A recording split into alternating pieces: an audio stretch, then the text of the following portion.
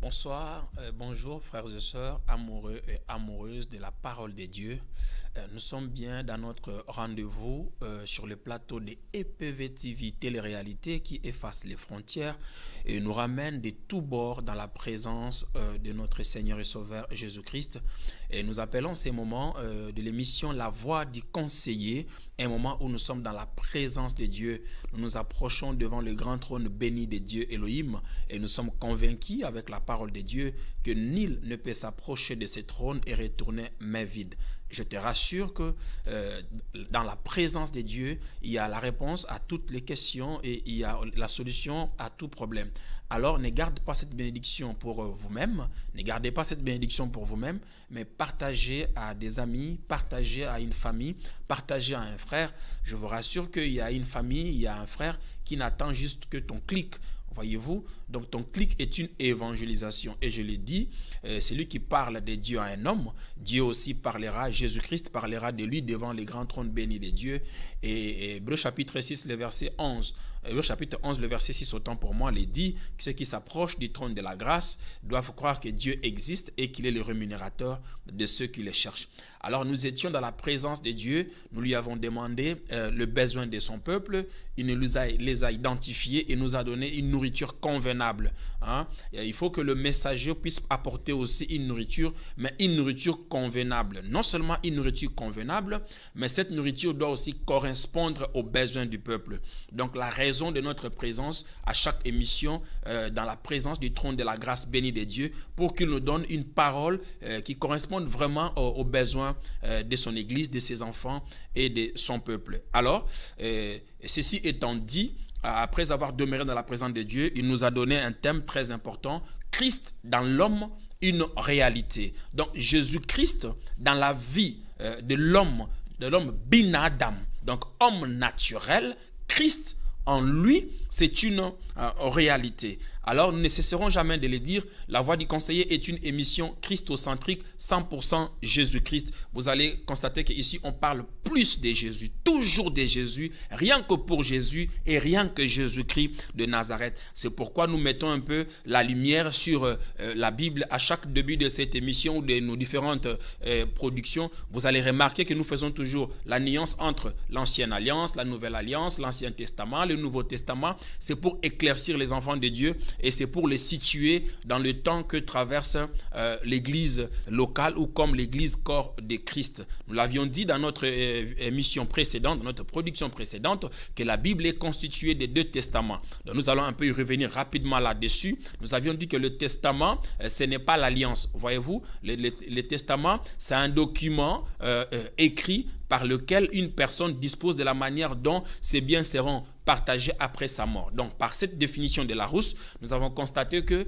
le testament, c'est un document écrit. Donc, ne faites pas la confusion entre l'Ancien Testament et le Nouveau Testament. Donc, l'Ancien Testament commence par le livre de la Genèse et ça se termine par le livre de Malachie. Il s'agit de l'écrit de l'Ancien Testament, qui n'est pas l'ancienne alliance, voyez-vous. Et le Nouveau Testament commence par le livre de Matthieu et jusqu'au livre de la consommation que j'appelle la gare centrale, où se rencontrent tout le courant de la Bible, donc ce qui était, ce qui est et ce qui doit arriver. Par contre, le testament se traduit en hébreu par diatheke. Mais l'alliance, le testament en grec veut dire diatheke. Par contre, l'alliance en hébreu veut dire bérit, un pacte, une alliance. Donc, comment maintenant est-ce que Dieu se présente? Comment est-ce qu'il se révèle dans l'Ancien Testament, c'est-à-dire dans les écrits de l'Ancien Testament et dans les écrits du Nouveau Testament? Et comment est-ce que Dieu s'est incarné dans l'homme?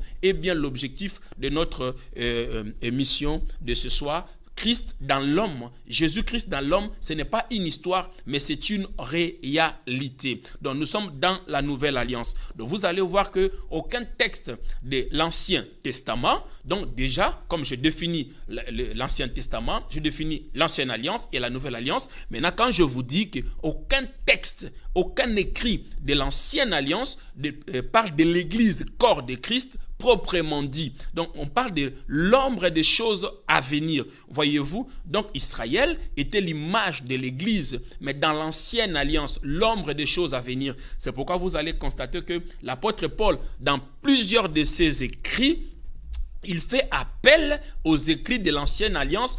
C'est pour dire faire l'image de l'ombre et l'amener à la réalité. Voyez-vous, donc aucun texte de l'ancienne alliance ne parle de l'Église proprement dit. Voyez-vous, c'est pourquoi Jésus avait aussi raison de dire à Pierre, dans Matthieu chapitre 16, il dit à Pierre, 16, 18, il dit, Pierre, tu es Pierre, sur toi, je bâtirai mon Église et les portes de séjour de mort ne prévaudront point contre elle. Donc quand Jésus parlait à Pierre à propos de l'Église, il savait que son Église à lui sera différente de leur. Voyez-vous, sera différente du temple de Salomon, sera différente du judaïsme. Il dit, pourquoi mon Église sera différente de votre? Parce que mon Église à moi, les portes de séjour de mort ne prévaudront point contre elle. Parce que c'est moi qui suis le berger. C'est moi-même qui serai à la porte. Avant d'y entrer dans cette Église, vous allez passer par moi. Alors la question que nous sommes posée est comment accéder à cette Église. Et pour accéder à cette Église-là, Jean chapitre 1, les versets 13 à 14 nous le dit, l'Église corps de Christ, c'est un mystère. Voyez-vous, c'est un mystère. Ce n'est pas un ASBL, ce n'est pas une association, ce n'est pas une ONG. Rien à voir avec une association, rien à voir avec une ONG. L'Église corps de Christ, c'est un mystère parce que céleste. Voyez-vous, lui-même, il a dit, les renards ont des tanières, les oiseaux ont des nids, mais le Fils de l'homme. Et le Fils de l'homme, ce n'est pas quelqu'un qui est né d'un père ou d'une mère. Le Fils de l'homme, c'est la personne sur qui toutes les prophéties, il est le sceau. Voyez, quand on écrit une lettre de recommandation, pour valider la lettre, il faut un sceau, il faut un cachet. Il est le sceau. Donc, il valide tous les écrits de l'Ancien Testament ou tout ce qui a été écrit, nous l'avions dit, par la loi, les psaumes et les prophètes. Pour accéder à cette Église, il faut la nouvelle naissance. Voyez-vous, nous l'avions dit, il faut la nouvelle. Vous savez, la vision de Christ, c'était de faire des hommes et des femmes de tout le peuple, de toutes les nations, les disciples. Mais l'embrouillement qui se passe dans l'église locale, comme dans l'église corps de Christ, l'embouteillage qui se passe dans les églises locales, comme dans l'église corps de Christ, ici comme ailleurs. Donc, le genre de messages qui sont développés à l'église ne forment pas de disciples, forment moins en moins des adeptes qui suivent des personnes qui ont des problèmes sociaux, culturels, qui suivent les prophètes, qui suivent les pasteurs, des personnes n'ayant aucune expérience spirituelle du salut. Voyez-vous, des personnes n'ayant aucune expérience spirituelle du salut, qui suivent les prophètes, qui suivent les pasteurs, qui suivent l'apôtre, qui suivent les docteurs, parce qu'ils les suivent parce qu'ils ont des problèmes sociaux. Or, pour accéder à l'église corps de Christ, il faut la repentance, la conversion, la pratique d'œuvres dignes de la repentance, les baptêmes d'eau par immersion et les baptêmes du Saint-Esprit. Par là, tu deviens participant, voyez-vous, de la vie de Christ et de ses souffrances. C'est là seulement que nous pouvons vous appeler frères en Christ et bien-aimés dans le Seigneur. Alors, il est important, nous devons retourner aux fondamentaux des Écritures. Voyez-vous, nous devons retourner aux fondamentaux, excusez-moi, aux fondamentaux des Écritures. Vous allez voir que Jésus-Christ, je l'ai dit ici plusieurs fois, il y a eu un temps, il était né, venu par Marie, il y a un temps avant sa résurrection et un temps après sa résurrection. Avant sa résurrection, Jésus-Christ parlait en parabole. Voyez-vous, il y a beaucoup de choses qu'il a dit en parabole. Mais après sa résurrection, il n'a plus parlé en parabole. Lorsqu'il est sorti de la tombe, il a rencontré les deux disciples inconnus de chemin d'Emmaüs. Après, il a réapparu aux apôtres dans la chambre haute. Après déjà la conversation avec Marie de Magdala sur la tombe. Et par la suite, lorsqu'il a apparu aux disciples dans la chambre haute, hermétiquement fermé lorsqu'il a apparu à l'absence de Thomas appelé Didyme, voyez-vous, parce que nous avons entendu aussi beaucoup de versions à propos de ces saints. On l'appelle Saint Thomas, voyez-vous, tu ne peux pas être saint en même temps être incrédule. On dit Saint Thomas parce qu'il y a beaucoup d'expressions. Par là seulement je dis que nous ne prions pas le même Dieu. Nous avons parlé de ça sur ce même plateau. Nous ne prions pas le même Dieu. À l'absence de Thomas, il a entendu 7 jours. 7 jours, c'est le chiffre de l'accomplissement. Le 7e jour, il a apparu aux disciples à l'absence de Thomas et il a dit, c'est bien moi. Souvenez-vous de tout ce que je vous avais dit en Jérusalem, en Galilée, que le Fils de l'homme devait venir, accomplir la loi, mourir après 3 jours, qu'il sera ressuscité. C'est bien moi, avancez, touchez, c'est bien moi. L'esprit n'a ni corps ni chair, c'est bien moi, touchez. Ce que je vous ai dit, c'est réalisé. Alors il leur a dit, restez en Jérusalem.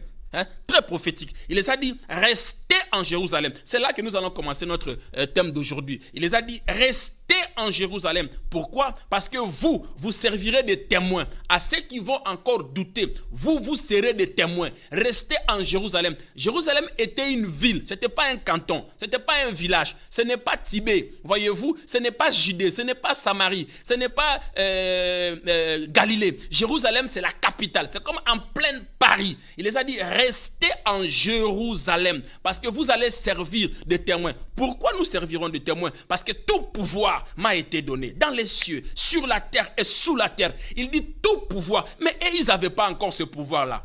Voyez-vous, les 4 évangiles, c'était une église en quelque sorte judaïque. Lorsqu'ils sont restés en Jérusalem, c'était pendant, ils attendaient la fête de la Pentecôte qui précédait la fête de prémices. Donc 50 jours après la fête de prémices, vient la fête de Pentecôte qui préfigurait en Israël le baptême même du Saint-Esprit. Il a dit restez là-bas. Alors les apôtres, dans les 4 évangiles, ils étaient encore des disciples. Je nuance. Lorsque Christ les a laissés, il a dit, vous serez mes témoins. Voyez-vous, témoin veut dire en latin martyrios. Donc, vous allez passer le même chemin, passage obligé, la croix, comme moi. Voyez-vous, donc, et vous serez mes témoins. Pourquoi? Parce que tout pouvoir m'a été donné dans les cieux, sur la terre et sous la terre. Et restez là, attendez que le consolateur arrive, le Saint-Esprit. Pour que vous puissiez quitter les hommes naturels et devenir membre et corps de Christ, il vous faut quelque chose. Cette chose-là, c'est le Saint-Esprit. Il faut que moi-même, Christ, que je puisse me distribuer en vous. C'était ça l'objectif de la Pentecôte. Donc, il fallait que Christ s'incarne, voyez-vous, parce que lui-même, bien que la Bible dit qu'il est le commencement, on l'appelle alpha, mais en réalité, il n'est pas vraiment alpha. Voyez-vous, parce qu'il a existé avant alpha. Je vous ai dit, Dieu, on ne l'a pas créé. Voyez-vous, c'est pourquoi la Bible commence par au commencement Dieu. Voyez-vous, la Bible commence par affirmer Dieu. Tous les problèmes commencent là. Parce que si on avait défini Dieu, on n'allait pas avoir tendance de plusieurs dieux. Mais la Bible commence par affirmer Dieu. Voyez-vous, il dit restez en Jérusalem jusqu'à ce que le consolateur viendra, jusqu'à ce que vous aurez le baptême du Saint-Esprit. Voyez-vous, et ils sont restés. Mais quand ils ont resté en Jérusalem, là nous sommes dans les 4 évangiles. S'il vous plaît, nous sommes dans l'église du Nouveau Testament. Je nuance, s'il vous plaît, parce que même le Nouveau Testament est subdivisé en 2 parties. Nous avons l'église du Nouveau Testament et nous avons l'église qui commence à partir de l'Acte des Apôtres. Donc, des écoles. Il y a l'école de Jérusalem, il y a l'école d'Antioche, il y a la formation de Jérusalem et il y a la formation d'Antioche. Il y a les apôtres de Jésus et il y a les apôtres de l'Esprit. Donc, l'église de Jérusalem et nous pouvons dire aussi les apôtres de l'Esprit ou l'église d'Antioche.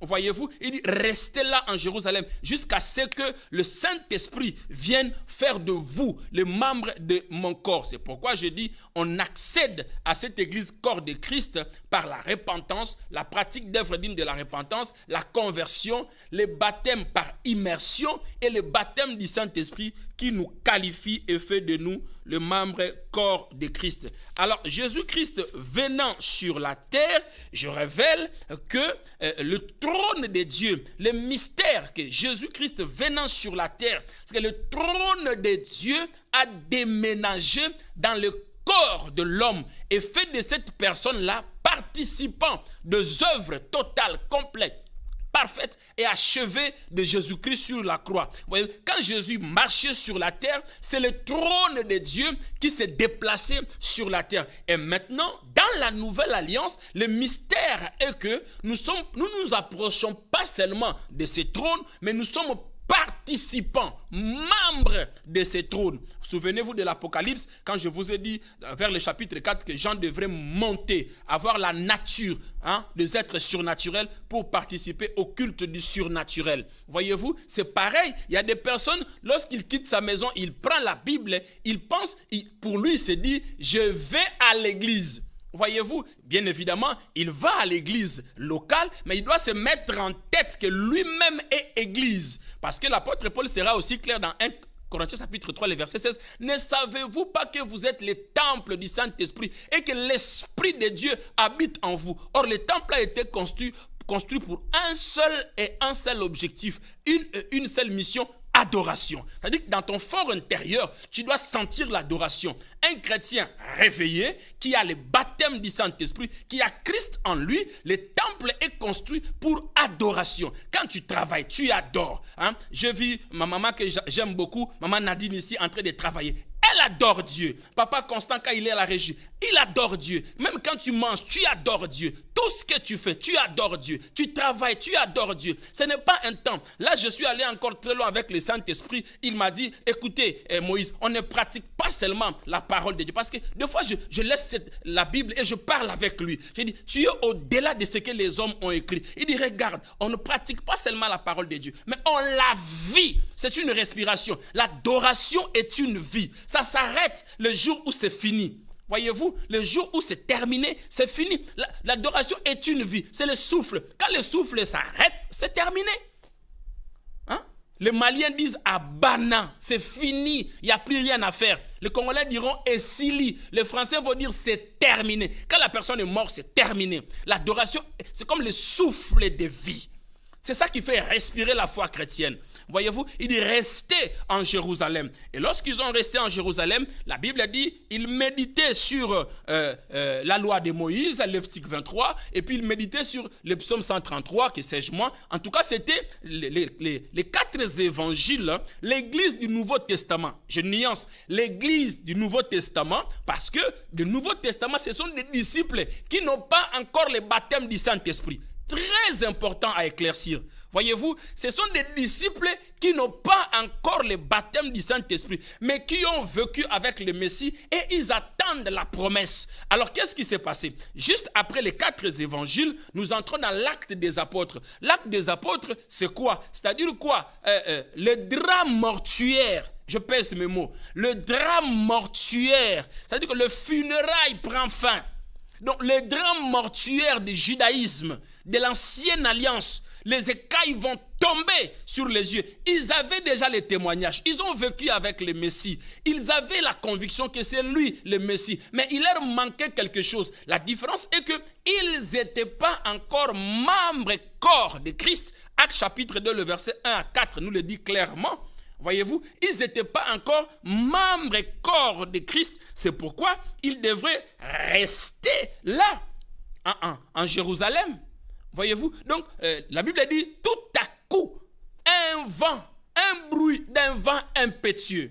Voyez-vous, un bruit de vent impétueux souffla dans la chambre haute. Donc le bruit comme un vent, mais ce n'était pas vraiment le vent. Ce n'était pas vraiment le bruit. On dit le bruit comme un vent impétueux. Et la maison fut remplie.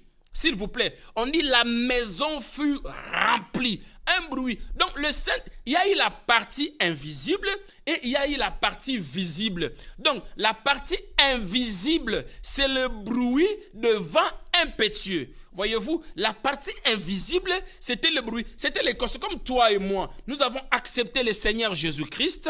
Nous sommes passés par les eaux des baptêmes. Mais écoutez, ce n'est pas, la repentance n'est pas la nouvelle naissance. Le jour où tu viens à l'église, où on a prêché, la parole t'a touché, tu as senti le regret de tes péchés et on fait appel à ceux qui veulent accepter Jésus-Christ. Ces jours-là, tu n'es pas encore enfant de Dieu.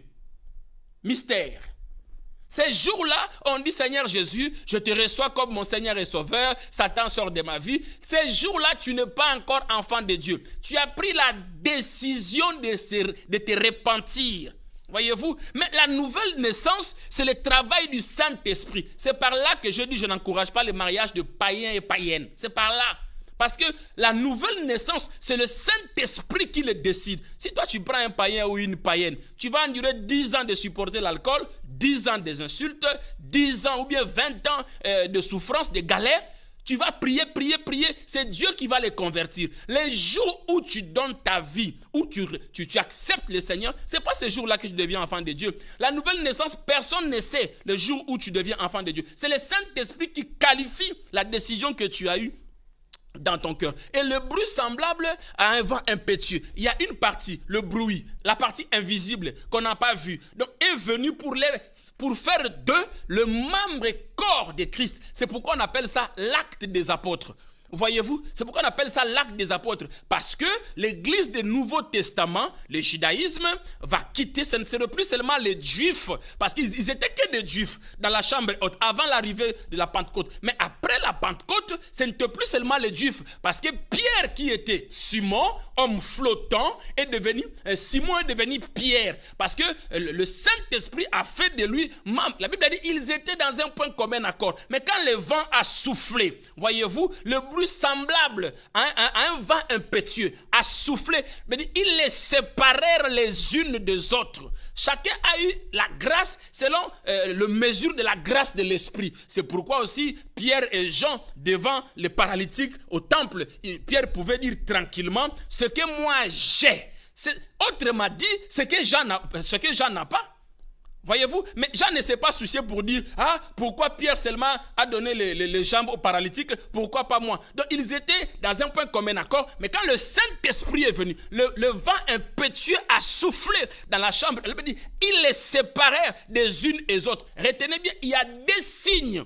Voyez-vous, il y a des signes prophétiques. Nous allons révéler ça. Il y a des signes prophétiques. La première partie, le bruit semblable à un vent impétueux, a fait d'eux corps de Christ, le membre et corps de Christ. Voyez-vous, ils sont devenus participants du trône de la grâce. Ce sont ces personnes-là qui sont capables de monter au ciel, faire descendre une réponse sur le trône de la grâce béni de Dieu. Voyez-vous, ce sont ces personnes-là. Parce que nous allons entamer aussi une partie, nous marchons selon les étapes avec le Saint-Esprit. Il faut que vous soyez assis. Jésus a fait pareil, il a appelé les disciples, il les a remplis de la connaissance du Père et de la révélation du Père dans le Fils. Voyez-vous, et après, il a passé à la phase pratique de la démonstration de la puissance pour affirmer qu'il n'était pas un homme ordinaire. Voyez-vous, ça fait d'eux le membre et corps de Christ. La première partie, le bruit semblable à un vent impétueux, les séparèrent les unes des autres. Chacun a reçu la grâce selon la mesure que l'Esprit lui a accordée. 1 Corinthiens chapitre 12 nous le dit.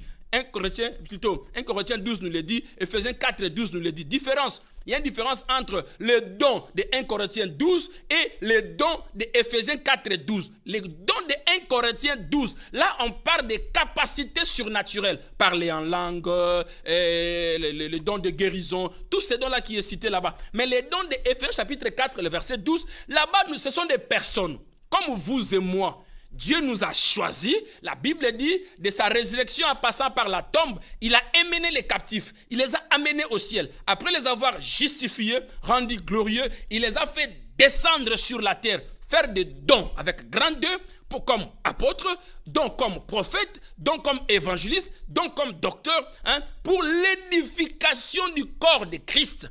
Tandis que le don de 1 Corinthiens 12, c'est pour l'utilité commune de l'Église. Parce qu'en Égypte, la clé ne se trouvait que chez Joseph. C'est lui qui était capable d'ouvrir les dépôts et donner la nourriture distributive au peuple. Voyez-vous, donc tous ces 5 ministères-là sont des ministères parlés. Mais avant qu'ils ne deviennent Ephésiens chapitre 4, le verset 12, il a fallu d'abord de passer par les disciples-là. Voyez-vous, il fallait d'abord être appelé. passer par les disciples-là, recevoir la béatitude, l'enseignement des disciples-là, que Christ se rassure de toi et qu'il fasse ton rapport de Jean 17. Je te loue, Père, créateur des cieux et de la terre. Je te loue, Père, parce que tu as caché ces choses aux sages et aux intelligents et que tu les as révélés aux enfants. De tout ce dont tu m'as donné, je n'ai perdu aucun, si ce n'est Judas Iscariote qui a choisi sa propre voie. Maintenant, Père, sanctifie-leur par ta parole. My God. My God, il dit sanctifie-leur par ta parole. Il n'a pas dit sanctifie-leur en leur buvant mon sang. Il n'a pas dit il faut qu'ils soient sanctifiés. Bois le sang de Jésus. Bois.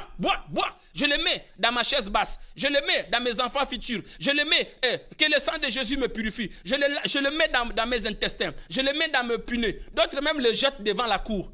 Il a dit purifie-leur par ta parole. Parce que c'est la parole qui purifie. Voyez-vous, il dit purifie-leur par ta parole. Mais pour qu'ils deviennent membres, il a fallu que quelque chose du surnaturel puisse quitter le trône. Voyez-vous, puisse quitter le trône, puisse leur faire d'eux membres et corps de Christ. Maintenant, la Bible dit des langues semblables à des langues de feu. Il y a deux parties. Il y a le vent impétueux, la partie invisible de la manifestation. C'est comme de l'eau, c'est comme l'huile, c'est comme le feu. L'eau, l'huile, le feu, ce n'est pas le Saint-Esprit. La colombe n'est pas le Saint-Esprit. Nous avions dit ça ici. Voyez-vous, c'est l'esprit. Il y a la partie invisible. Personne n'a vu le vent. Ils ont senti la présence du vent. La chambre haute, toute la maison était remplie de la présence. Mais les signes visibles, c'est pourquoi je vous ai dit, pour être appelé chrétien de l'église corps de Christ, le corps de Christ, c'est un mystère. C'est une église invisible, indistinctement de toute race, de toute nationalité, de toute ethnie, de toute tribu. Voyez-vous, l'ensemble, le rassemblement de tous les saints du monde, sauvés en lui, Christ Jésus.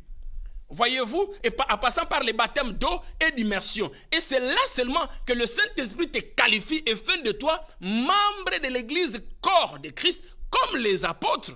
Ils vont quitter le voile du judaïsme. Ils vont quitter la lecture de psaumes. Ils vont quitter la loi de Moïse. Les écailles vont tomber. Après la Pentecôte, ce n'était pas seulement les Juifs dans la chambre haute, parce que Pierre a prêché. Tout le monde était là. Voyez-vous, les Romains, toutes les nationalités étaient là. Voyez-vous, maintenant l'église va quitter une église des Juifs. C'est les Juifs et les païens qui vont se réunir pour former une communauté du surnaturel. Mystère. Église corps de Christ. Mystère. Mais la deuxième partie, avec les 5 signes caractéristiques du parler en langue. Voyez-vous, avec les 5 signes caractéristiques, on peut dire de langues semblables à des langues de feu. Ce ne sont pas des langues de feu. Je pèse mes mots. Ce ne sont pas des langues de feu. On dit des langues semblables à des langues de feu. Donc les langues des anges. Il y a 5 signes qui caractérisent le parler en langue. Parce qu'aujourd'hui, le charabia qui se dit à l'église là, ce n'est pas ça le parler en langue. Voyez-vous, ce n'est pas ça le parler en langue. Parce que ça a été attesté selon Actes chapitre 2, le verset 1 à 4. Le 5 signes caractéristiques de parler en langue selon l'acte des apôtres a qualifié a fait d'eux le membre. Parce que quand Jean baptisait, la différence, c'est pourquoi Christ aussi avait raison de dire, voyez-vous, de tous ceux qui sont nés de femmes, il n'y en a pas eu plus grand que Jean-Baptiste. Voyez-vous, il dit de tous ceux qui sont nés de femmes, d'une union d'un père et de mère, il n'y a pas eu plus grand que Jean-Baptiste. Mais le plus petit dans le royaume des cieux est plus grand que Jean-Baptiste. Pourquoi? Parce que les prophètes de l'Ancien Testament, ils n'étaient pas des enfants de Dieu. Voyez-vous, ils n'étaient pas des enfants de Dieu. Jean a eu la grâce non seulement d'annoncer la venue de Jésus-Christ, mais il a préparé aussi la venue de Jésus-Christ. Mais Jean n'a pas goûté aux délices du royaume de Dieu. Il n'était pas enfant de Dieu. C'est pourquoi je dis dans la vidéo précédente que quand les anges nous regardent, les anges s'étonnent.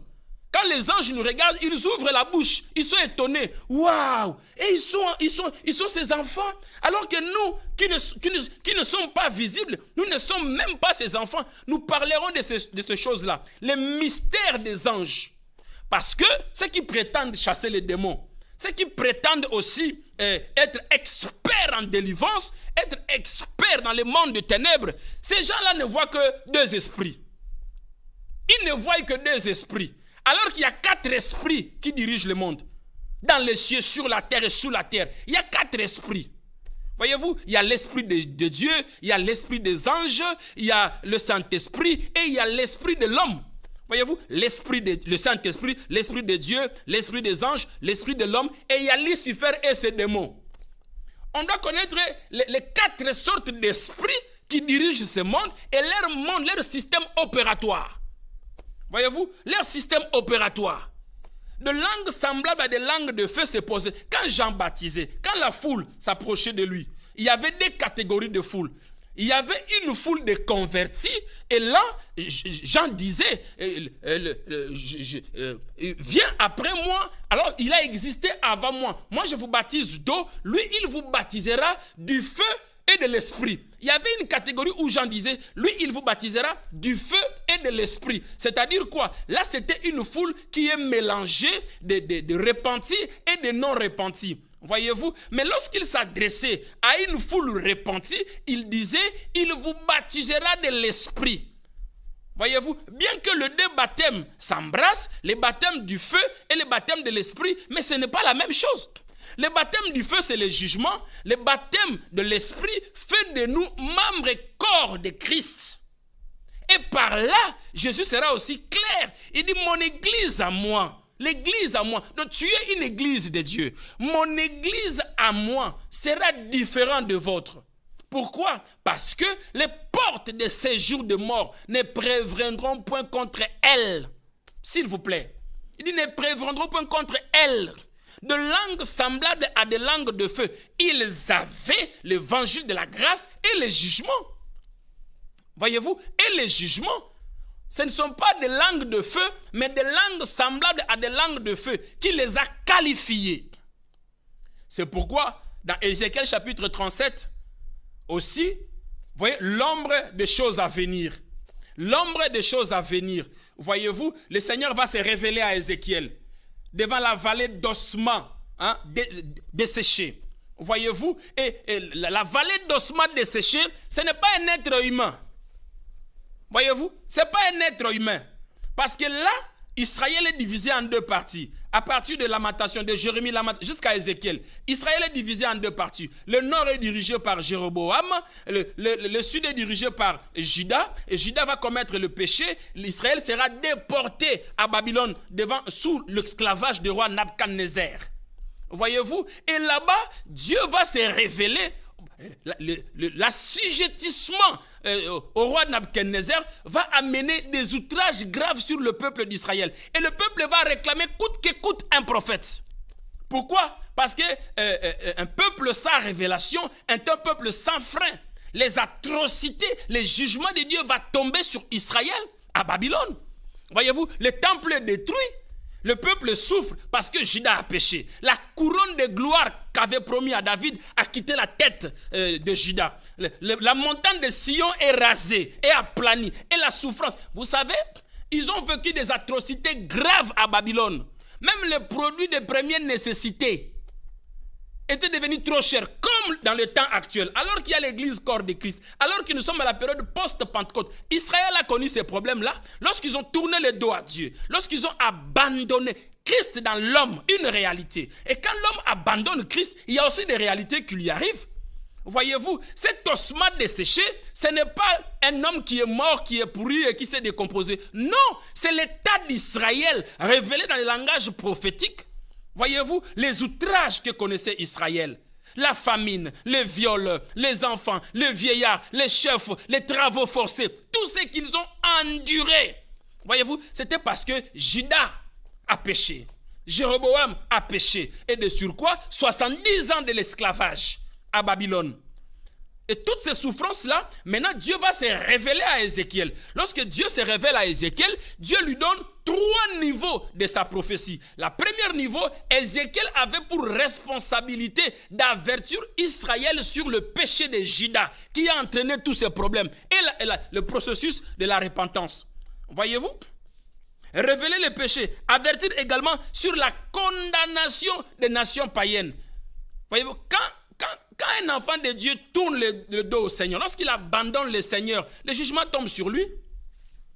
Voyez-vous, le jugement tombe sur lui et les nations qui ont assujetti Israël, Dieu a révélé ça à Ézéchiel, ces nations-là aussi seront sévèrement jugées. Il s'agit des Ammonites, les Moabites, les Édomites, les Philistins, les habitants de Tyr, de Sidon et des Égyptiens.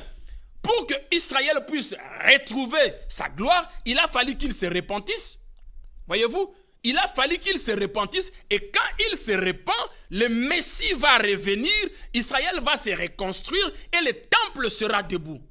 Voyez-vous, c'est pourquoi le Seigneur se révèle aussi au prophète Ézéchiel et il révèle Israël comme étant une ossature d'ossements desséchés. Voyez-vous, une ossature d'ossements desséchés. Et je me suis posé la question, quel degré de châtiment? Si Dieu révèle Israël parce qu'il a tourné dos à Dieu par un ossement desséché, mais j'imagine quel degré de châtiment jusqu'à ce que l'être humain doit mourir, la peau va disparaître, les veines vont disparaître et les os vont se séparer les unes des autres. Il y a des églises qui connaissent cette même situation parce que l'ossement desséché représente Israël dans le temps de l'apostasie et de l'hérésie. Juda a péché, Jéroboam a péché, ils ont tourné dos à Dieu, ils se sont compromis avec des Édomites, des Moabites, des Philistins, les nations païennes. Et de surcroît, Dieu a dit, comme vous m'avez tourné le dos, moi je vous tourne aussi le dos. Par conséquent, même les produits de première nécessité, l'IPA est commis passi pour Israël. Voyez-vous, et par là nous voyons même des nations qui se sont détournées de Dieu. Nous voyons ces choses-là de façon aussi visible et réelle. Voyez-vous, les produits de première nécessité, les travaux forcés. On peut beau travailler, on peut beau se lever à 4 heures, on peut beau courir sans Dieu. Ce serait une peine vaine. Au kozwa, au tourner et sili. Au zui, au tourner et sili. Ça devient comme les travaux forcés. Tu mangeras à peine de ta sueur, sans la grâce. Alors que sous la grâce, il mangeait, mais dans l'abondance. Mais sans la grâce, vous savez, lorsque la grâce quitte la personne travaille de par ses propres sueurs et il voit le mal. Le mal est visible. Parce que lorsqu'ils étaient sous la grâce, l'arbre de la connaissance du bien et du mal, ce n'est pas venu quand Satan est rentré. L'arbre était là, ça existait, c'était là. Mais ils ne voyaient pas ça parce que la grâce couvre du mal. Voyez-vous, ils étaient nus, ils n'avaient pas conscience. C'est pareil, le prix de première nécessité. Et voyez le coût de la vie aujourd'hui. Seul, vous savez, la grâce, c'est comme quelqu'un qui est dans l'avion. L'avion est en grande vitesse. Mais tu ne peux pas comprendre que tu es dans l'avion si tu es à l'intérieur. Mais pilote abimisayoba kangiso mona pembeni na mapata. Ota la vitesse au avion qui manangolba. J'étais à l'intérieur. Ça file la grande vitesse, mais toi tu es à l'intérieur, tu ne le sens pas. La grâce. Et ce n'est pas toi aussi qui conduis. La grâce qui pilote autant pour moi. La grâce. Lorsqu'ils ont tourné le dos à Dieu, même les produits de première nécessité est devenu trop compliqué. La nourriture, la famine a frappé, les travaux forcés. Voyez-vous, les travaux forcés. On interdit à personne de travailler, mais il faut travailler étant enfant de Dieu sous la grâce. Et par la suite, ils ont vécu des oppressions. Ils ont vécu la famine, le danger, les atrocités. Des filles aussi qui ont été déshonorées, des vieillards qui ont été déshonorés à Babylone. C'est pourquoi le Seigneur se révèle. Il faut forcément un prophète. Il faut forcément un prophète à ce temps de fin de la grâce qui traverse l'Église.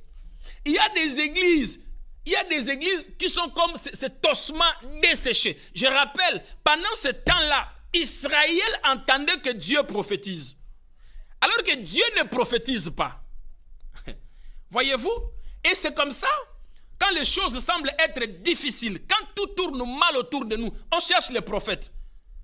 On cherche des apôtres. On cherche des pasteurs. On cherche des évangélistes. Parce qu'Israël, c'était pareil. Voyez-vous, c'était pareil. Ils ont rejeté le Messie. Il est venu chez les siens l'ont rejeté. Maintenant, il a tourné vers les Juifs et les païens, la Pentecôte. Pour faire d'eux d'abord le membre et corps de Christ. Mais ça ne s'arrête pas au membre et corps de Christ. Mais il faut que des langues semblables, des langues de feu se posent sur eux. Ils doivent maintenant travailler. Mais travailler sous la grâce. Voyez-vous, à sachant qu'Oméga arrive. Là maintenant, Israël réclame si vous voulez trouver tous ces frappes-là, de jugement de Dieu sur la nation d'Israël, vous verrez ça dans Lamentation de Jérémie chapitre 5, le verset 1 à 14. Le Seigneur étale toute la souffrance. C'est la cause même de la lamentation de Jérémie, parce que Jérémie va aller plaidoyer à Dieu pour la cause d'Israël. Mais la solution ne sera pas là. Il faut forcément un prophète. Il faut que Ézéchiel arrive. Et lorsque le prophète arrive, Dieu lui présente un ossement desséché. Quelle dimension! Qui aime bien châtie bien. Vous voyez bien? Quelle dimension? Alors les châtiments pour Dieu, ce n'est pas la frappe, c'est l'instruction. En hébreu. Voyez-vous? Châtiment, c'est l'instruction. Voyez-vous? Corriger, l'instruction. Et par là, les peuples vont réclamer forcément un prophète. Mais comment Dieu se révèle au prophète? Parce que Christ dans l'homme, une réalité. Donc quand ils étaient avec Dieu, la victoire était certaine. Lorsqu'ils ont abandonné Dieu, les frappes sont venues, ils ont été déportés, Daniel 9 le dit, ils ont été déportés à Babylone. Et ils vont réclamer, il faut l'ainsi dit de Dieu. Il faut forcément que Dieu nous parle. Il faut forcément que Dieu parle à l'église. Il y a l'église qui est comme l'ossement desséché sur la vallée d'Ézéchiel. Desséché. Il n'y a plus de chair, il n'y a plus de veines, il n'y a plus rien. Même Dieu est arrivé jusqu'à séparer, à scinder les os. Voyez-vous, à les diviser. Pourquoi? Parce que sa présence n'habitait plus au milieu d'Israël. Il a fallu qu'il se révèle. Mais lorsqu'il a suscité un prophète, on a besoin d'un prophète. On a à ce temps de fin de la grâce où l'église est devenue comme un ossement desséché, on a besoin de prophètes. Nous sommes au temps prophétique où Jésus s'est révélé à Jean. Il prend ce livre de la prophétie, avale-le et reprophétise. Aujourd'hui, nous avons la crise économique, le réchauffement climatique, le produit de première nécessité devient encore difficile. Dans d'autres contrées du monde, même l'eau devient difficile. Pourquoi? Parce que l'Église a abandonné Christ. Il faut que Christ retourne dans l'homme. Jésus-Christ dans l'homme, une réalité. L'acte des apôtres, son nom même l'indique. Le Saint-Esprit dans l'homme est venu pour faire de l'homme membre et corps de Christ. Voyez-vous, membre et corps de Christ et avoir l'expansion de l'évangile. Il faut que l'évangile aille jusqu'aux extrémités de la terre. Mais il faut d'abord que tu deviennes membre et corps de Christ. Parce que si tu abandonnes Christ, la Bible nous le montre noir sur blanc, Israël a connu la même chose.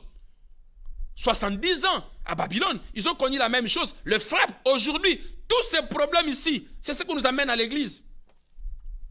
Tous ceux qui suivent les prophètes, les pasteurs, les apôtres, ils viennent avec des problèmes sociaux. Nazobo tate, nazoba late, nana situation boye, moussa lesate. Mais la cause principale, parce que la Bible révèle que quand Dieu était au milieu d'Israël, il ne vivait pas toutes ces choses. La cause, c'est le salut. Il faut avoir l'expérience du salut et être un vrai disciple. Voyez-vous, être un vrai disciple. Christ en toi, tout devient grâce. Tout devient grâce. Là où quelqu'un d'autre peut fournir 100% d'efforts, toi tu peux fournir 5% d'efforts, mais la grâce t'accompagne. La faveur imméritée. Vous savez, la grâce c'est quoi? La grâce est que Jésus-Christ a tout fait. Quelque chose que tu n'as pas mérité. Une autre personne a fait à ta place et il te donne. C'est pourquoi nous appelons la nouvelle alliance, l'alliance de la grâce. L'alliance de Jésus-Christ, la faveur imméritée. Je vous ai dit dans la vidéo précédente que le problème ne se situait pas au niveau de la loi. La loi était aussi saine. Les commandements sont sains, justes et bons. Mais c'est l'homme qui était faillible. C'est l'homme qui était incapable de comprendre Dieu de la manière où il s'est manifesté dans l'ancienne alliance. Voyez-vous, mais comme l'homme était faillible, maintenant, Dieu dans son amour, il a dit, moi-même, je descends, j'obéis à la loi. Donc, en fait, on a juste changé la personne. Ce n'était plus l'humain qui devait obéir à la loi, mais car tous ont péché et sont privés, le salaire du péché, c'est la mort, car tous ont péché et sont privés de la gloire. Voyez-vous, lorsque vous péchez, vous êtes privé de la gloire, de surcroît, les jugements de Dieu tombent sur la personne. Donc la différence entre l'ancienne et le nouveau est que dans l'ancienne, la loi était sainte, les commandements justes, saints et bons, mais l'homme était incapable d'obéir à la loi. Dieu par son amour, personne n'a payé le trône de Dieu pour que Jésus vienne sur la terre. Et personne n'a jeûné 40 ans, 100 jours, 200 jours pour que Jésus vienne sur la terre. Personne. Comment on peut encore expliquer la grâce? Christ dans l'homme, une réalité. personne n'a gêné. Qui gêne tous les jours pour que le soleil se lève ou que la lune se couche? Qui gêne? Voyez-vous, personne. Dans son amour, il est venu. Quand il est venu, qu'est-ce qu'il a fait? Il a remplacé l'homme pour obéir aux 10 commandements, pour que la gloire retourne dans le cœur de l'homme permanemment. Il a tout accompli et il nous a remis la gloire. Et en cela, il a donné une promesse. Il dit oui, quelque peu de temps, je serai avec vous et quelque peu de temps, je ne serai plus avec vous. Il faut que je m'en aille au Père pour vous préparer une place. Voyez-vous, s'il n'y en avait pas, j'aurais dû vous prévenir. Et il continue encore la promesse, il dit, je ne vous délaisserai jamais. Voyez-vous, je ne vous laisserai pas orphelin. Je ne vous abandonnerai jamais. Je reviendrai vers vous. Et le Saint-Esprit est venu. Nous sommes au temps du Saint-Esprit. Il dit, le monde ne va pas me reconnaître. Mais vous allez me reconnaître parce que je vis en vous. Voyez-vous, il est en nous, il vit en nous le Saint-Esprit. Dieu révèle à Ézéchiel l'osma desséché. Et Israël attend que Dieu prophétise. Dieu ne prophétise pas. Voyez-vous, Dieu ne prophétise pas. C'est le Fils de l'homme qui prophétise. Dieu ne prophétise pas. Dieu parle. Et lorsqu'on dit Fils de l'homme, cela veut dire la personne qui a la paix. Celui à qui les prophéties s'accomplissent. Comme Christ. Voyez-vous, il dit Fils de l'homme prophétise. Parce que Dieu ne prophétise pas. Hein? Oh, Dieu a dit. On dit Dieu a dit. On ne dit pas que Dieu a prophétisé. Voyez-vous, on dit Dieu a dit. On ne dit pas que Dieu a prophétisé. Mais c'est l'homme qui prophétise. Voyez-vous? Et il lui a présenté l'ossature de l'église. Quelle est l'ossature de ton état d'âme intérieur? Quelle est l'ossature de l'église? Les pasteurs sont devenus des officiers de pompes funèbres. La course aux statistiques, il suffit seulement qu'on puisse avoir la foule. Beaucoup de gens devant nous, même si ce sont des cadavres. Même si ce sont des cadavres. Il suffit seulement d'avoir la foule devant nous. Oui, même si ils se sont transformés aux officiers de pompes funèbres parce qu'ils ont des cadavres devant eux. Le message qui est développé à l'église, est-ce que ce message-là amène Christ au centre, au cœur de l'église? La priorité n'est plus Christ. Observez le message. Je ne vous apprends rien. Observez le message. Nous devons retourner Christ au centre. Sinon, les situations ne vont pas finir. Israël a fait face à ces choses-là. Voyez-vous, à Babylone, la famine, la galère, hein, l'abus de vierges, l'abus de vieillards, le chômage, les atrocités, les travaux forcés. Et quand la personne vit ces choses-là, il vient à l'église, ce sont des facteurs sociaux qui ont comme racine le surnaturel. Au lieu que l'homme de Dieu te révèle qu'il faut te repentir. Parce que Ézéchiel, dans la première partie de sa prophétie, pour que Israël sorte de cet esclavage, de cette déportation à Babylone, il a fallu qu'il avertisse d'abord le peuple suite au péché de Juda. Il a fallu que Israël soit d'abord conscient qu'il a péché. Parce que la couronne, le sceptre de David a été déplacé de son trône. Le montagne de Sion a été aplani. Israël avait la tête baissée. Mais pour que la gloire, le Messie, retourne au milieu d'Israël, il a fallu d'abord que le prophète avertisse par un message de repentance. Voyez-vous, par un message de repentance. Et les jugements imminents au cas où le peuple ne se repentait pas. Vous savez, lorsque la prophétie heurte à l'indifférence, le prophète prophétise les jugements. Lorsque la parole de Dieu, parce que Dieu nous a suscités dans cette émission et à ce temps de fin de la grâce, il dit, remettez-moi au centre de mon église. L'église aujourd'hui, je vois ça comme les ossements desséchés que Ézéchiel a vu dans Ézéchiel 37. Ce n'est pas un être humain. Ce n'est pas un être humain. C'est l'état d'Israël à cette période de la déportation à Babylone. C'est l'état d'Israël, l'état de l'église, l'ombre des choses à venir. Parce qu'ils ont fait sortir le Messie au milieu d'eux. Ils ont banni la gloire de Dieu. Et le jugement est venu. Voyez-vous? Et le jugement est venu. C'est pareil. Lorsqu'on vient à l'église, on présente nos problèmes sociaux. Mais la racine, c'est le salut. Il faut avoir l'expérience du salut, du surnaturel. Devenir membre et corps de Christ. Et quand tu deviens membre et corps de Christ, tout ce qui se trouve dans la maison du Père t'appartient par le droit de l'hérédité. De droit, s'il vous plaît. T'appartient de droit. Voyez-vous, tu appartiens des droits. Et maintenant, il pose la question à Ézéchiel. Fils de l'homme, est-ce que ces ossements peuvent encore vivre? Il dit, Seigneur, toi seul tu le sais. Il dit, souffle. Voyez-vous, le vent impétueux. Il dit, souffle sur ces ossements. À l'image de l'église judaïque, à l'image de l'église du Nouveau Testament. Ils n'étaient pas encore membres du corps de Christ. Ils devraient quitter l'église du Nouveau Testament judaïque et entrer à la Pentecôte. Il dit souffle sur ses ossements. Il a soufflé 3 fois. La Bible dit que l'os s'est rassemblé. Voyez-vous, la première des choses, l'os s'est rassemblé. Lorsque Christ n'est pas au centre de son église, quelle église qui ne prie pas pour l'unité aujourd'hui? Voyez-vous, Christ dans l'homme, une réalité. Quelle église ne prie pas pour l'unité aujourd'hui? L'empoisonnement au milieu des pasteurs, l'inimitié, la haine, la jalousie, toutes sortes d'animosités qu'on voit au milieu de l'église. Mais regardez quand les gens sont en train de chanter, quand ils sont en train de déraciner, ils sont en train d'arracher mon mariage, mes contrats, mes ceci, mes cela. Il dit, fils de l'homme, mon église n'est restée que os, séparée, desséchée. C'est l'ossature d'Israël. Il dit prophétise, déclare, souffle, prophétise, déclare. La prophétie, c'est Dieu lui-même au milieu de son peuple. Ce n'est pas les ba, tu as les mots de tête. Dieu m'a montré que tu as 400 € dans ta poche. Ce n'est pas ça. Il dit souffle sur ses ossements. Souffle. Lorsqu'il a soufflé, les os se sont rassemblés d'abord. Parce qu'ils étaient unis dans la chambre haute avant que la Pentecôte souffle sur eux. Les os se sont rassemblés. Il dit souffle encore. On dit l'os a pris le veine. Souffle. L'os a pris la chair. Souffle est devenu une âme vivante. C'était la mission d'Ézéchiel.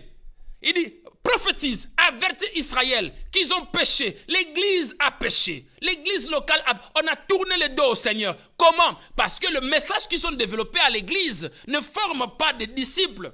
Ce n'est pas la vision de Christ. Voyez-vous, ce n'est pas la vision de Christ. En parlant des liens, des démons, de délivrance, ce n'est pas à ça qu'on fait des disciples. Lorsqu'on révèle Jésus-Christ dans son hauteur, dans sa largeur, dans sa longueur, dans sa profondeur, et qui s'installe dans l'homme, la parole de David s'accomplit. Un jour dans la cour de ta porte vaut mieux que 1000 ailleurs, parce que dans sa présence, il y a tout. Lorsqu'il règne dans l'homme, l'homme a tout. Voyez-vous, l'homme a tout, s'il vous plaît. Lorsqu'il règne à l'intérieur de l'homme, et quand Israël se répand, la gloire, le Messie va revenir. Et quand le Messie va revenir, la gloire va encore s'y établir. Et quand la gloire va s'établir, Juda va se reconstituer. Quand Juda va se reconstituer, Jésus sera glorifié. Voyez-vous? Et le temple sera aussi reconstruit. Voyez-vous? Le temple sera reconstruit. Et quand le temple est reconstruit, la gloire demeure éternellement sur le temple. S'il vous plaît, la gloire demeure éternellement sur le temple. C'est ça que nous avons besoin. Tout ce que nous vivons aujourd'hui, le signe apocalyptique est déjà déclenché. Sans Christ, rien ne va changer. Le réchauffement climatique qui est déclenché aujourd'hui, aucun scientifique ne peut le réparer. Je dis bien aucun. Voyez, aucun. Seul Dieu qui peut réparer cela. Christ dans l'homme, une réalité. Qu'est-ce que nous ne voyons pas aujourd'hui à l'église? Tout le chaos ici d'Israël, nous voyons ça de façon aussi visible autour de nous. Tout le monde pleure, tout le monde se lamente et on se pose des questions. Il faut que Christ retourne dans son église. Jésus-Christ dans l'homme, une réalité. Ce n'est pas une histoire. Lorsqu'il habite dans l'homme, tout ce qu'il fait est grâce. Tout ce qu'il fait est grâce. La gloire est permanemment assurée dans le cœur de celui qui a le Seigneur. Et son corps devient le temple du Saint-Esprit.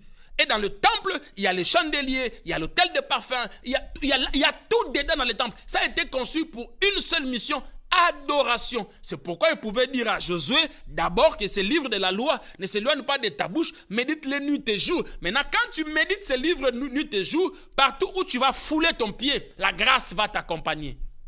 La grâce va t'accompagner. Je vous ai dit, le baptême du Saint-Esprit n'est pas venu seulement pour faire de membres corps de Christ, mais aussi pour poser dans leur bouche des langues semblables à des langues de feu. Parce que les païens devraient se convertir. Eux-mêmes, ils devraient devenir d'abord membres du corps de Christ. Voilà, bien-aimés. C'était le message de ce soir. Christ dans l'homme, une réalité. Voyez-vous, une réalité. Regarde-toi, est-ce que tu n'es pas à l'état d'osma desséché? Parce que ce n'était pas un être humain, c'était Israël, c'était l'Église. Voyez-vous, et lorsque Christ n'est pas à l'intérieur, tu vas te retrouver à cet état d'osma desséché. Tu peux beau gêner. Israël pouvait beau crier. Israël pouvait bien gêner. Il pouvait bien se couvrir de cendres. Rien. Jusqu'à ce que Ézéchiel devrait venir révéler la racine, la cause de ces problèmes. La cause de ces problèmes est que nous ne sommes pas pareils. Vous savez pourquoi on prie les liens? Pourquoi on coupe les liens? Pourquoi on dit que nous sommes liés? Pourquoi on dit que telle chose est source de mauvais esprits? Vous savez pourquoi? Les problèmes se situent au niveau où nous ne sommes pas réellement enfants de Dieu. C'est là où se trouvent tous les problèmes. Le problème n'est pas dans les liens. Le problème n'est pas dans les démons. Le problème est que qui est réellement enfant de Dieu? Dans le cœur de qui Jésus-Christ est réellement à l'intérieur? C'est là où se trouve le problème. Et c'est notre responsabilité en lui, Christ Jésus, de révéler exactement l'agneau de Dieu. Lui-même, il était l'agneau du berger. Voyez-vous? Lui-même, il était l'agneau du berger, en même temps le berger des disciples, des agneaux. C'est pourquoi David pouvait dire, l'Éternel est mon berger. Pronom possessif. Il se procure de Dieu. Il dit, il est mon berger. Le problème se trouve là. Qui est réellement enfant de Dieu? Qui est réellement converti? Pour que nous puissions avoir des enfants de Dieu, il faut que l'Église développe les messages de disciple-là, les fondamentaux des Écritures, pour que Jésus retourne en toi. Et la grâce, l'onction t'accompagne. Tout ce que tu touches prospère. Je l'ai dit, tu as l'ADN du royaume de Dieu. Tu as l'ADN du surnaturel. Même si tu vends les arachides, la grâce t'accompagne dans les arachides. Tu deviens dépositaire des arachides. Même si tu vends des oranges comme étant un prince qui vend des oranges. Dans quelques mois, l'onction accompagne ce que tu fais. Tout prospère. Le problème se situe à ce niveau-là. Lorsque les gens sont réellement convertis et que la pratique d'œuvre digne de la repentance est visible, frères et sœurs, la gloire de Dieu habite en toi. Tout ce que tu fais réussit. Joseph dans la maison de Potiphar, même Potiphar, tout ce qu'il faisait, lui réussissait. Au point où il a compris que non. Il y a un être surnaturel qui est rentré dans mon territoire. Voyez-vous, Christ en toi, la grâce t'accompagne. Tu as l'ADN. Tout ce que tu fais, tu le fais comme un prince. Tu le fais comme un prince. Tout est déjà préparé pour toi. Voyez-vous, tout est préparé pour toi. Un prince depuis le palais, même jusqu'au jour d'aujourd'hui, on prépare tout pour lui. Même sa démarche, tout ce qu'il fait, on lui dit, toi tu es prince. Toi tu es né prince. Il faut te comporter comme un prince. Il faut marcher comme un prince. Il faut manger comme un prince. Il faut travailler comme un prince. Christ dans l'homme, une réalité. Mais il faut d'abord qu'on se pose des questions. Qui est enfant de Dieu? La prière dominicale de notre Père aussi est aussi simple que ça. Lorsqu'on lui a interrogé, on dit, Seigneur, montre-nous comment nous devons prier. Ah, Jésus les a dit, allez, tapez, coupez, déracinez, C'est comme ça il les a appris. C'est comme ça il les a appris. L'introduction, c'est ça qu'il les a dit. Allez, mon père, ma mère, mon oncle, des mots de famille qui m'a lié. C'est comme ça Jésus les a appris. Il a dit, lorsque vous priez, dites, notre Père qui est aux cieux. Donc, si tu n'es pas fils et fille à la base, ta prière est une abomination. Dites, notre Père qui est aux cieux. Donc, à la base, pour prier, pour que Dieu t'exauce, il faut que tu sois d'abord fils et fille avant d'appeler Père. Mais il y a des gens qui appellent Père, mais ils ne sont pas des fils et filles. Voilà pourquoi on vient mercredi, jeudi, vendredi, lundi, à dimanche, jusqu'au mois de décembre, crier, déraciner. Tu peux, je t'encourage, j'acclame. Tu peux aller jusqu'à 100, 200 jours de jeûne et prière. Pas de résultat. Tu peux semer des enveloppes et des enveloppes. Gloire à Dieu, nous allons nous enrichir. Mais toi, tu resteras comme ça. Voyez-vous, la base. Dites d'abord notre Père qui est aux cieux. Il faut que tu puisses identifier qui tu es. Qui tu es, ton identité. Est-ce que Christ habite en toi? C'est en cela seulement que tu verras la gloire de Dieu. Comme Israël, lorsqu'il s'est repenti, Israël s'est reconstruit, la gloire est revenue sur le temple, il s'est ramifié, ils se sont réunis et Dieu est revenu sur son temple. Comme ça, Néhémie pouvait reconstruire la ville et ramener son peuple à Jérusalem tranquillement. Que le Seigneur vous bénisse, vous qui avez suivi ce message. Partagez cette vidéo, se faire du bien, évangéliser, sauver un frère et une famille. Je bénis le Seigneur pour le révérend pasteur Constant Esoué Efwanga, l'homme étoile entre la main de Dieu Elohim, suscité en ces temps de fin de la grâce, à travers de la servante de Dieu, EPV TV, télé-réalité, priez pour ça, qui nous permet de vous rapprocher par l'évangile de Jésus-Christ, sans oublier aussi la servante de Dieu, Maman Nadine. C'était bien l'émission La Voix du Conseiller, avec votre humble serviteur, le prophète Luvunga Moïse Damien. Que Dieu vous bénisse et passez une excellente soirée. Au revoir.